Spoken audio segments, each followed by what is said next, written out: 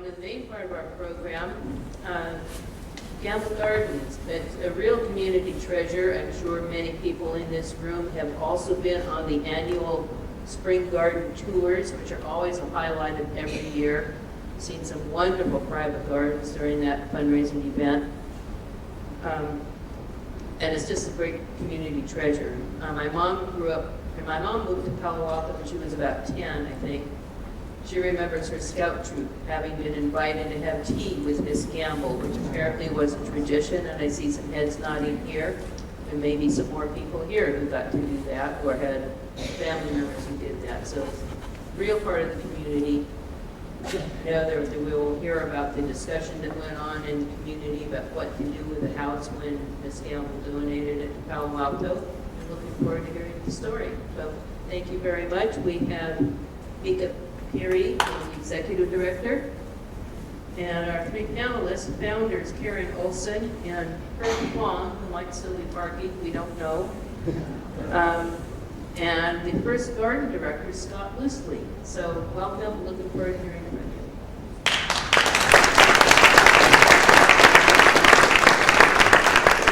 you. So for 4 decades, Gamble Garden has been free and open to the public, offering an oasis of beauty and tranquility, horticultural education, and inspiration to visitors near and far. Closer? Okay, here we go. As you may know, Gamble Garden was the home of Elizabeth F. Gamble. And we're here today to talk about the journey from private home to public space with the people who were part of that process.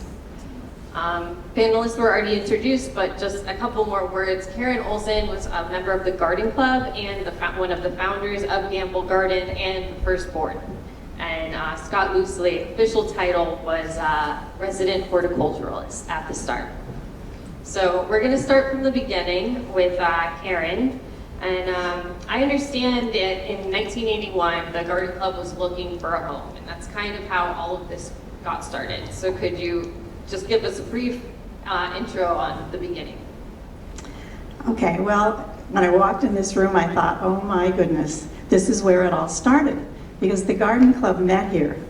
And I can remember standing at the podium right there saying, Elizabeth Gamble has died, and we need to save her property. We need to keep it as a window into our historic past. Excuse me. And so a committee was formed to kind of communicate with the city and figure out how the Garden Club could be involved. At first, we were looking for a home for ourselves for Garden Club with demonstration gardens, but we realized very early on that taking over that property would be a huge project, much bigger than the Garden Club could handle, and that we've gradually decided to form a nonprofit corporation. We promised to raise all of the money necessary to do the restoration and bring it up to public access code. We promised to be self-sustaining and required no money from the city, and we wanted to create a garden and a preservation of the estate that the whole community could use and enjoy. Little did we realize that it would be a long, involved 4-year process that actually became fairly political. But in the end, we prevailed, and the City Council voted in 1985 by a vote of 7-1 that the Garden Club could have an option on the property for 2 years, fulfill all the obligations of the lease, and if we did that, we could take over the property. So from 1985 to 1987, there was a lot of planning involved. Could you tell us a little bit about some of the major challenges or hurdles you had to overcome? I thought there were a lot. You know, looking back 40 years ago and thinking, how did we do this? I realized that the success was because of the incredible board that we chose and all of the Garden Club volunteers and the community volunteers who stepped forward. We had no staff, we had no administration, but we also had no ego. And it was just a group of committed citizens who really wanted to see Gamble be a success. And I'll start with talking about our original board. Our committee thought, okay, what are the jobs that we need people to handle? I'm sorry, I thought that was Herb walking in, but it isn't. Can you guys close that door? And so we thought of all the things that needed to be done, and we thought, who is the best person in the community to do that? And amazingly enough, and we reached out to all of these people, they all said yes and came on board. So I'm just going to share some of those names with you because many of you knew these people. We knew we needed a fundraiser, and Leonard Ely came on board. We needed an architect. Jack Rominger agreed to join us. We needed a garden designer, and Lucy Erickson Tolmack, who was the head of gardens at Filoli, agreed to come. And we needed a landscape contractor, and Herb Fong, who was head of the gardens at Stanford, was our choice. Let's see, educational programs. We asked Molly Brown, who was an expert in children and adults education. Oh, I have to look at my list, sorry. Contractor, Boyd Smith joined us, and an attorney, Bill Green. Then we needed a liaison to the city, and that was Fred Irely, who had been a former mayor of Palo Alto. And we paired each one of these board members with a member of our founding committee. And that was a really good combination because we were very familiar with all that had gone on and what needed to be done. And the founding committee was from the Garden Club, right? Founding committee was from the Garden Club. And Maddie Stein, Marty Ross, Marilyn Zatorius, Mary McCullough, Louise Curtis, Wendy Brody. I'll talk about that in a minute. Oh, there were others. I'm sorry I didn't write them all down. Anyway, our first board meetings were at Jack Rominger's office, which was the old Sloan Furniture Building on El Camino. The executive committee would meet the week before in our dining room for 2 years, which was fine. Okay, so we had 3 areas of focus because here we were with this huge project, and where do we start? So fundraising was a focus, and site work was a focus, and negotiating city requirements was a focus. So after assessing the scope of the project, we realized that fundraising was key. We couldn't do any of this without fundraising. And so we had a capital campaign, and we sought in-kind donations and fundraising events. But the key was a friend of mine, Susie King, who introduced me to Mary Gamble. And Mary was Elizabeth's sister-in-law. She was married, except her husband had died, Lawrence Gamble, excuse me, who was Elizabeth's brother. And she lived out on High Road in Woodside. She belonged to the Menlo Country Club. We had several lunches there. She was very interested in hearing what our idea was for her sister's estate. And she endorsed us, fully. She loved the idea. And she put me in touch with our anonymous donor who started our challenge grant. So this anonymous donor said if we raise $300,000 by the beginning of 1987, they would donate $100,000. So this was incredible. So we set our goal of raising $600,000. We figured $300 for the buildings, $200 for the gardens, and $100,000 to go into an endowment fund, because the original board felt that it was crucial and wise to have an endowment fund to sustain Gamble and through the future. So anyway, the endowment fund now has $6 million in it. So, I don't want to go on and on, but So for fundraising is a key component of Yeah. the start, right? So that the money that you raised helped you do all of the plans for the gardens, or were the plans already set? No, the plans weren't set, but I just do a little more on fundraising. So we reached out for grants, and the Garden Club of Palo Alto gave $40,000. Palo Alto Rotary Club gave $10,000. The Valley Foundation gave $10,000. Stanley Smith Horticultural Trust, they were based in Scotland, but they were very interested in gardens. I wrote a proposal asking for $10,000, got a check for $20,000. That was exciting. The Peninsula Community Foundation gave us $5,000. Boyd Smith, who was the contractor, raised $150,000 from local developers. Leonard Ely, who was known as a fundraiser, strong-armed all of his friends and told them that they all thought they were millionaires, but they couldn't consider themselves a millionaire until they'd raised $1 million. And Maddie Stein, who was one of our committee members who became a board member, reached out to so many of her friends and helped with the grant proposals. Anyway, we raised our money. Oh, we had in-kind donations and what do you call it? Underwriting. And so just a few of those. John Arriaga, he did a lot of the construction work. Cooley Godward Law Firm, thanks to Lee Benton, who's Susan Benton's husband, donated all of the legal work. Frank Riverman Accounting did our accounting. University National Bank underwrote all of our printing.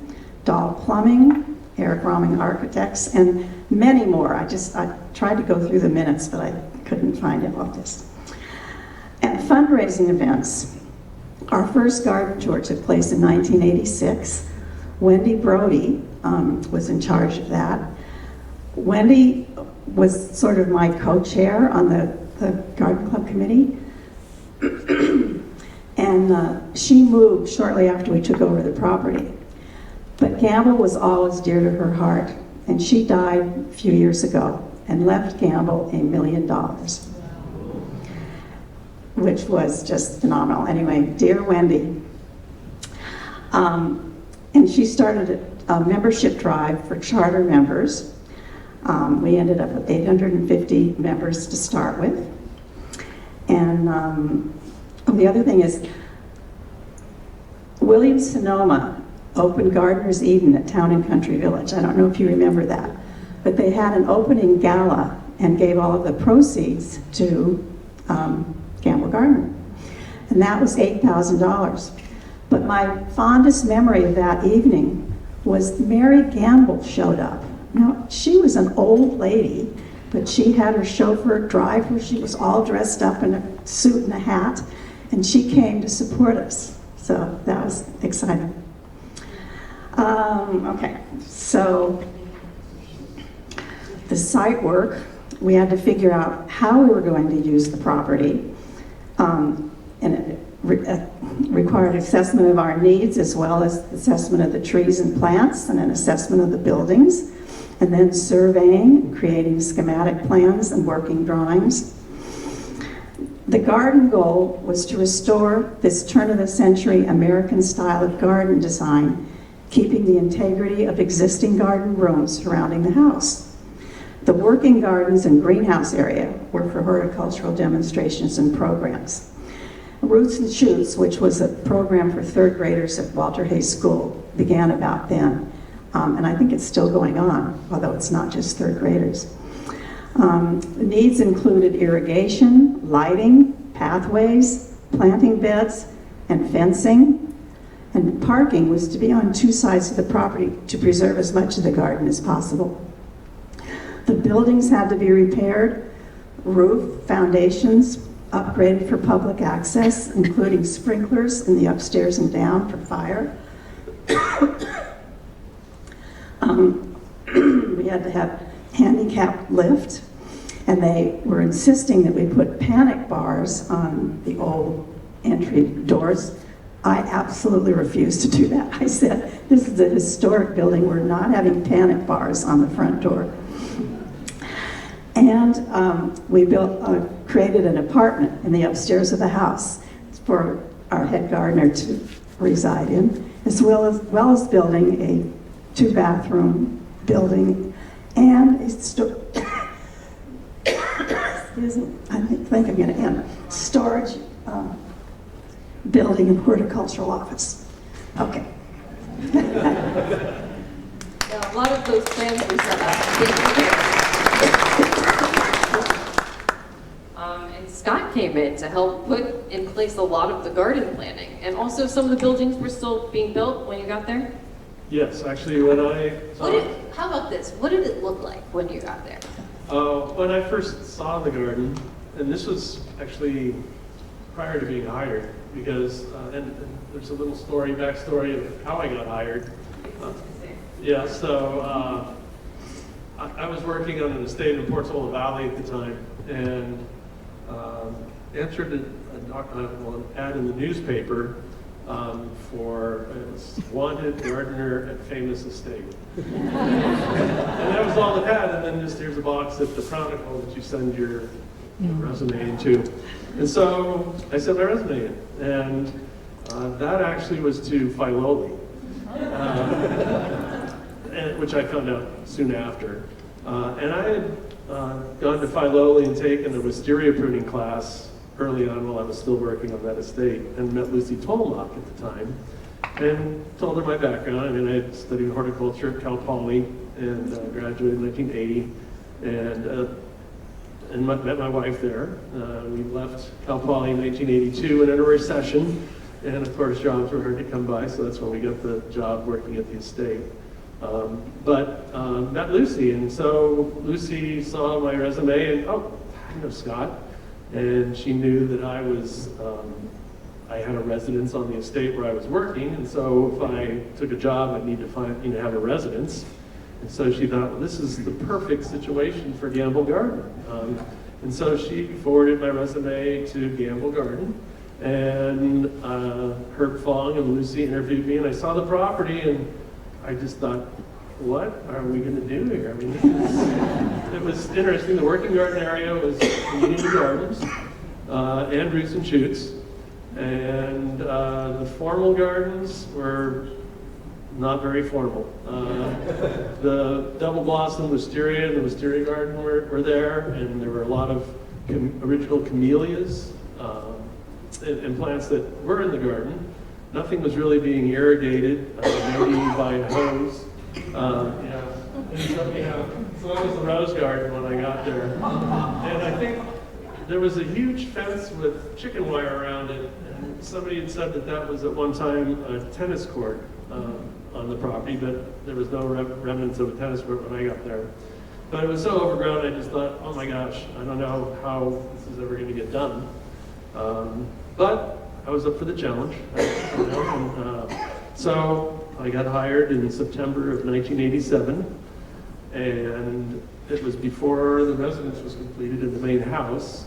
I house sat for a garden club member for a while, and my wife and daughter were able to stay at the couple that we worked for at Portola Valley had a house in Aptos on the beach, so my wife got the luxury of staying at the beach with my daughter, who was 18 months old.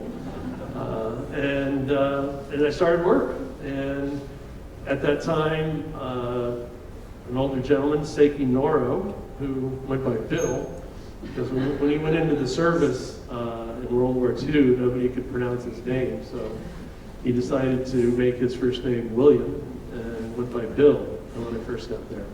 And Seiki would mow what was left of the lawn and rake the paths and take care of things. And so we started, and there was a drawing for the garden that Lucy Tolmach developed, and we started basically clearing the property, which was a huge undertaking, because while we had $400,000, that wasn't going to go very far if we hired it all out. We just couldn't possibly do the whole garden without hiring a contractor to do it all. So we got a line from somebody in town that Richard Rathman, who lived just a couple blocks from here, had an old dump truck that he was willing to give to us. And so we got this old dump truck, and we started clearing the property with a chainsaw. A gentleman named Paul Von Kemp, who owned a nursery business, helped me, and Jim Inglis, and Fielding Tap. I mean, it was just a very grassroots thing. We just started taking out all the overgrown plant material that was on the property, and then eventually we got it down to a point where we did end up going out to bid and hired a contractor that came in then and did the finished grading of the site, and then started, the infrastructure, irrigation, pathway. So did you demo the whole thing first, or did you take it section by section? We basically demoed the whole thing. Yeah. We had to have basically a blank canvas to be able to construct the new infrastructure. Yeah. So I can't remember how to. Well, to put in all of the irrigation, and lighting pathways, you had to start from scratch. Yeah, so I forget how many hundreds of cubic yards of green waste we took out to the landfill, and started and hired Rossi Landscaping to come in, and they installed the main water lines for the property, that is the irrigation water lines, and simultaneously the buildings were being renovated, and I know some of John Arriaga's, one of his carpenters, basically stayed on the site for over a year working to renovate the carriage house, and then we constructed the restrooms because we couldn't open without restrooms. We had to have the garden storage building because there was no place to keep tools. I think we kept a lot of them in the end of the carriage house for a while until we were able to get that storage building completed. And I was told Lucy Tolmont was instrumental in making sure that was built on the property, having her experience with Filoli, knowing what was required.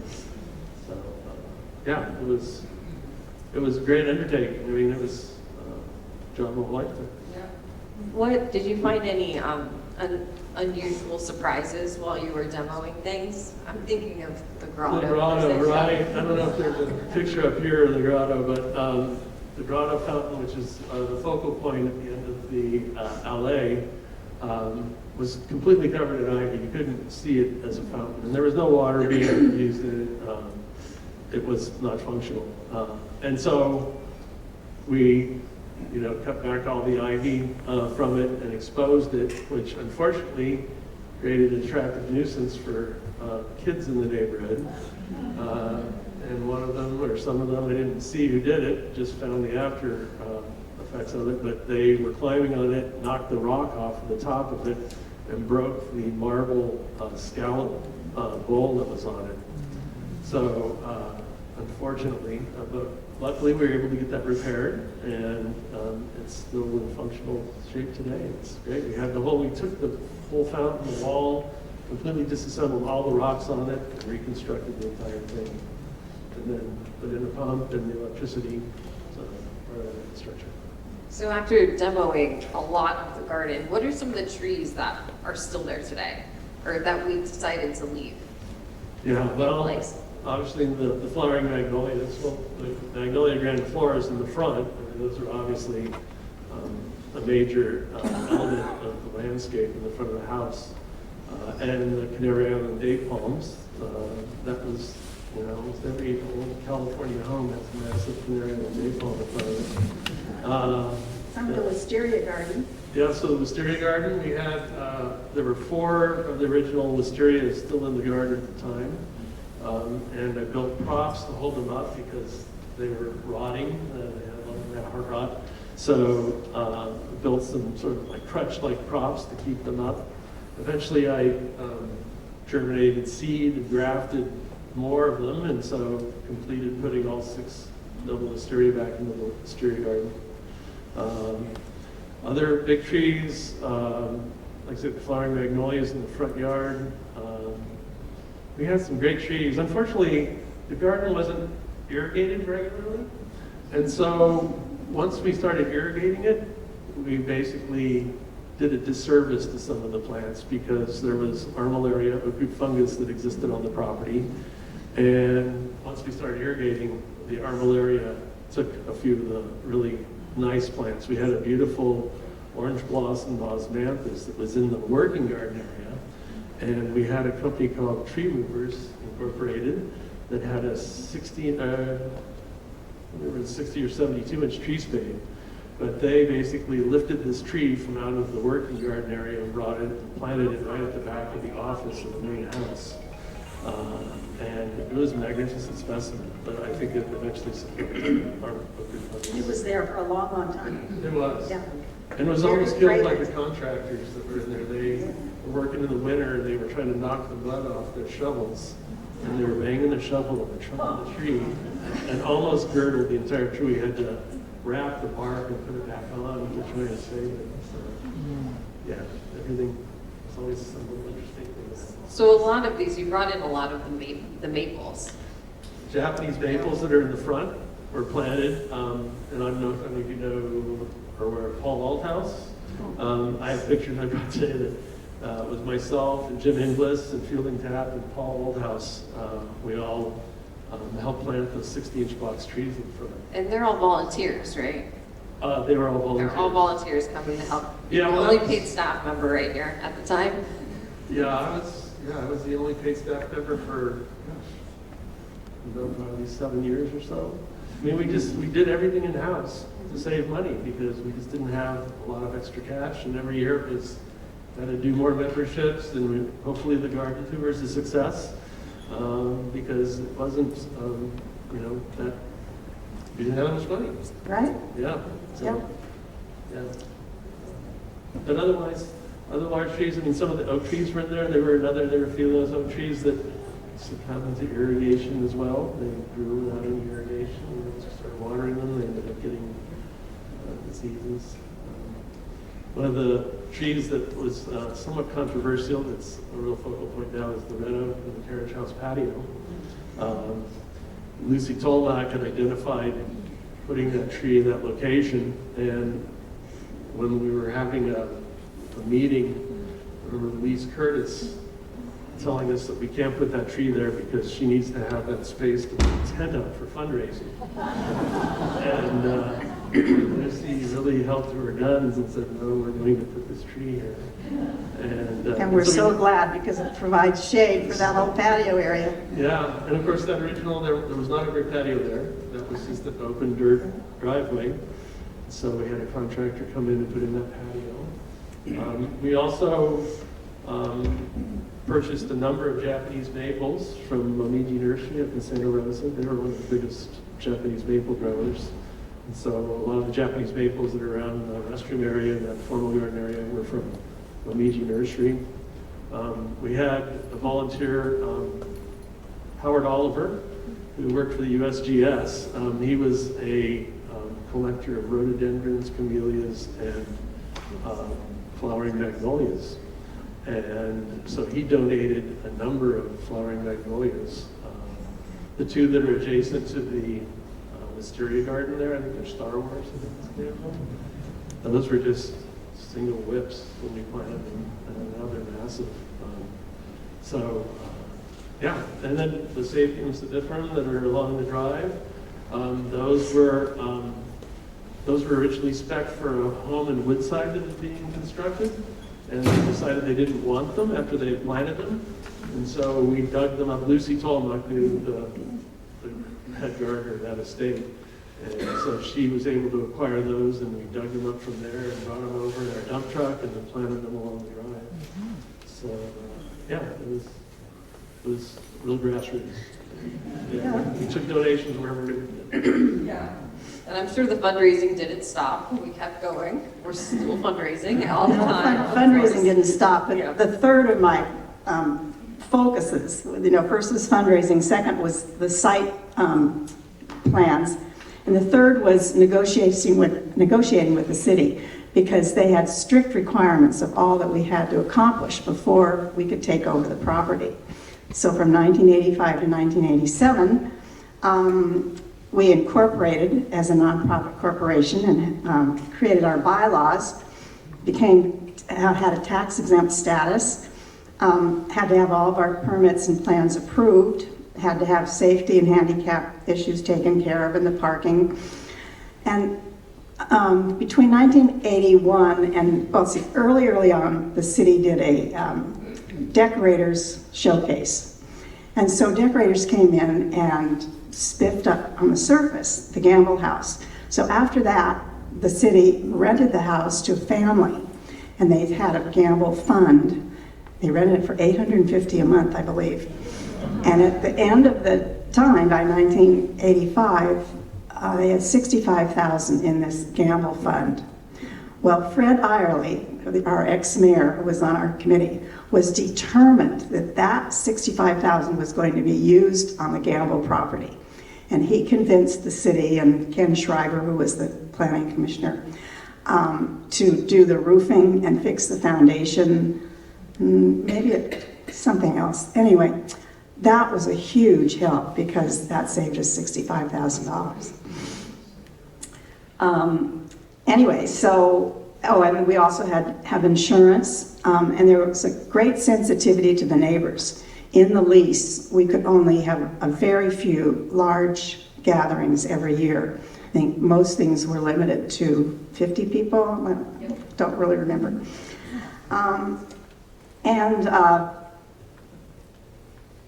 We had to make sure that they had to make sure that we had the money to proceed with phase one, which was the buildings and the gardens. And so by the spring of 1987, we had fulfilled all the requirements of the lease and were able to take over the property and begin the construction and renovation. That was a big day. Yeah. When did we have our first spring tour at Gamble Garden? Was that the following year? Well, the spring tour has always been at private gardens. Well, And then once Gamble was open for public access, really, I guess they started coming back there for lunch. But it was quite a few years. okay, Yeah. took a while to There were get all this done. bulldozers and all kind. It wasn't a place for a ladies' luncheon. Right. So while the work was still being done, we still had roots and shoots going on, correct? We did. Yeah. Mhm. When did the teas start? A little bit later? Well, once the house was renovated, when we could So use as the soon as house. Scott moved in? Oh, it was even after that, because we went through a whole decorating phase in the inside of the house, repainting and restaining the redwood wainscoting. I remember lots of discussions of wallpaper. Curtains. Yeah, curtains, all those things. At one point, some of the interesting little wildlife stories during the renovation of the house. The front door was left open, and a squirrel got in the house. And then, of course, the door was closed by somebody, and the squirrel was still inside, and was trying to get out, and ended up chewing the mullions on some of the windows that were in the living room alcove. Still there today. Still there today. Not the squirrel. Yeah, the chewed mullions. Yeah, we were really bummed out about that. That was unfortunate. But yeah, the property, and all of you live in Palo Alto, I'm sure have had your issues with rats. Yeah, we had a lot of rats at Gamble Garden because it was just an overgrown property that had very little human activity on it. The first year I killed 50 rats on the property. We would be inside the house, and of course there's all sorts of stories of the house being haunted since one of the Gambles passed away, maybe more than one passed away in the house. And you'd hear at night. And the other thing that was unique about the house, and went through the earthquake in 1989 in the house. That was pretty scary because in the construction of those days, the framing went for both stories, all as one continuous, wall. And the house just flexed like this during the earthquake, all the cupboards and the drawers. But it had came withstood open. the 1906 earthquake. It's that too. but we could hear the rats running up through the walls in the house. And they weren't in our apartment, luckily, but certainly in the attic. And yeah, down in the basement, it was, but we eventually got it under control. Yeah. Talk a little bit about the salvia garden. Sure. So, the working garden had different theme beds. That was the board's perennial border was one of the main borders coming in from the parking lot. We had the iris border. Ruth and Shoots had their section of the garden. We had the cutting garden that Paul Althouse adopted and basically funded and brought plant material in for single-handedly. And then we had 2 large demonstration beds. One of the beds was used by the master gardeners, and they would have a different theme that they would put in. I remember one of our first ones was it was a pepper display, and we had over 30 varieties of sweet and hot peppers, which was pretty neat. And then the other large bed ended up being used as a salvia display, which was basically put in by Betsy Klesch. I don't know if any of you know Betsy, a really well-known horticulturist in our area here. She's still alive, but living back east with family. She had a beautiful garden up on Skyline of her own. But she wrote a book of salvias. I don't know if anyone's ever seen that. It's in the library, I'm sure, of the house. But Betsy put in this salvia garden that no one had ever done anywhere else. I mean, salvias were really, all they existed, and they were culinary sages. Ornamental salvias were not a really big deal then. And so that was one of the first displays. And I remember, I don't know if any of you have ever heard of Penelope Hobhouse. She's a British horticulturist and who's written numerous books. And I think Tinton House, I think was her garden in England. Anyway, she came to the United States to visit, and one of her main things she wanted to see was our salvia garden, Betsy. So as we had this world-renowned horticulturist that came to Campbell Garden to see something that, was really unique at the time. Yeah. So, hats off to Betsy. Yeah. She was also very instrumental. I mean, we had a garden committee, and the garden committee met every month, and that's how a lot of the decisions were made on what we planted, and what we did was through the committee, and which had Herb Fong and Lucy Tolmach, and then eventually Betsy. And Marty Ross. Marty donated so many bulbs to us. I just remember getting crates and crates of tulips, and I remember the first planting in the alley. We had weeping cherries at the time, original garden, and at first planting we had 3,000 blue poppy anemones that we planted, 1,000 mounted daffodils, and then 2,000 or 3,000 tulips as well. Quite a display, and all thanks to Marty. I mean, Marty, she still has her bulb business, and yeah, she was great. It was great to have her.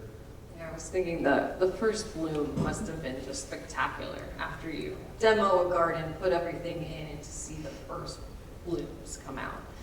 Yeah, and a garden is not static. It's always evolving, and so everything was very small those first few seasons of planting in the rose garden. Was pretty small and hadn't been established. The redwoods in the parking lot over off of Churchill were from 15-gallon trees, so they were very small. If I would have planted as many now as I did then, but they are quite the statement over there. And the other interesting plant was in the wisteria garden, kind of at the back porch of the house. Originally had a pineapple guava in a very dark, shady corner, and it always grew out from that point to reach the light, and so it hung over the path right there off the porch and reached out over the wisteria in that wisteria garden area, and it just looked kind of rangy because it never really got enough sun to really thrive. And so when I was on a rose expedition, trying to find new varieties of roses, I went over to Reagan Nursery in Fremont, and they had some of the largest collection of roses every spring. And so I went over there looking for different, certain species, and saw a paperbark maple there. I had gone with Betsy Klepsch on a horticultural sort of tour up in Sebastopol at one point, and went to a private garden and saw this magnificent paperbark maple that I had never seen before. And I just thought, wow, if we ever had a chance, it would be great to get one of those for the garden. And just by chance, when I was at Reagan Nursery looking to buy roses, they had a very unusually boxed paperbark maple. I think it was only 20 inches square, not a typical box. But so I bought that paperbark maple, and we took out the guava and put in the paperbark maple instead. Which I have people that I know in San Luis Obispo that have been to Gamble Garden and comment to me about that paperbark maple. It's really good. So yeah, stories from all the different plants. Okay. Do you have something, I was going to ask you guys if you have any final comments you guys want to say to tie all this together?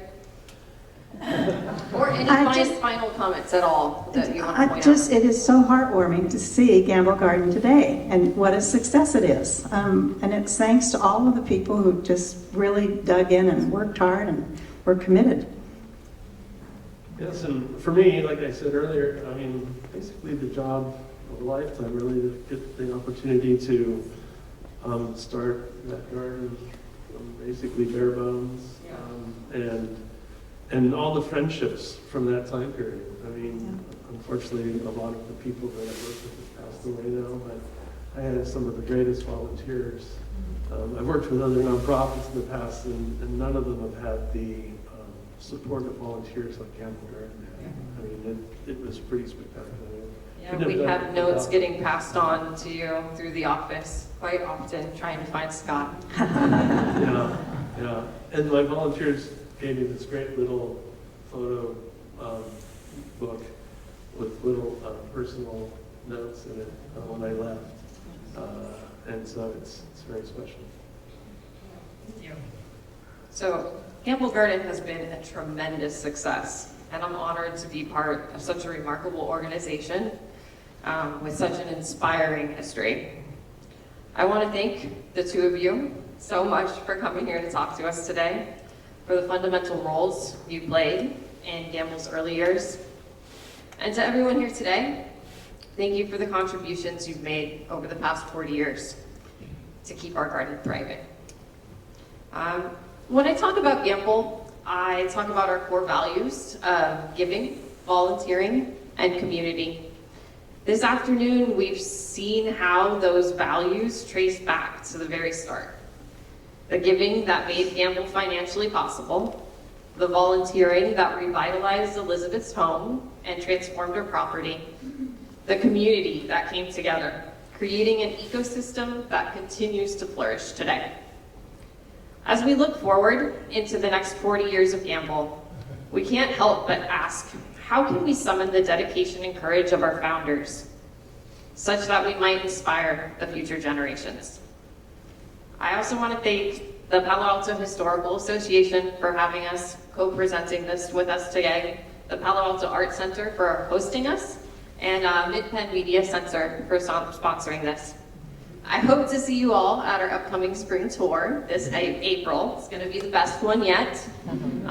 For those of you who are Gamble members, you can look forward to invitations to our 40th anniversary party in the mail soon, as well as details on how you can be part of the most important project since our founding.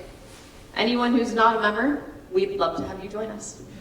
Thank you very much. Have a wonderful evening.